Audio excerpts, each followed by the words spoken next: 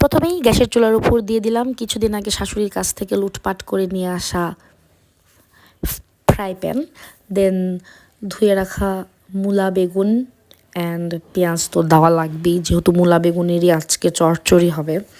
পেঁয়াজ দিলাম, আদা বাটা দিলাম, রসুন বাটা দিলাম, কিছু কাঁচামরিচ কেটে দিলাম, হলুদ, শুকনো মরিচের গুঁড়ো একটু কম মনে হলো তাই আরও একটু দিলাম, কারণ এখন তো কাঁচামরিচের কোনো ঝালই নাই। দেন শ্বশুরের খাঁটি সরিষার তেলটাও দিয়ে দিলাম। এইবার হাত দিয়ে খুব ভালো করে কুচলিয়ে মেখে নিতে হবে। আমার আম্মু বলে যে চচ্চড়ির টেস্টই ডিপেন্ড করে ওটা মাখার উপরে। দেন মুসলিম আপা আমাকে পালং শাকগুলো ধুয়ে দিল। পালং শাকগুলো দিয়ে সাধারণত কেউ মাখে না, কিন্তু আমি খুব ভালো করে মেখে নিই। আর যেহেতু আমার বর মাছ একেবারেই খেতে পারে না, তাই মাছের বদলে আজকে আমি কুমড়ো বড়ি ভেজে নিয়ে দিলাম।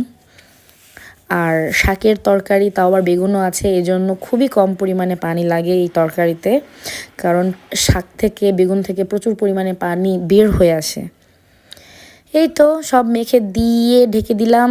চুলা এখন অন করে দিলাম, হওয়ার আগ দিয়ে বন্ধ করে দিলাম।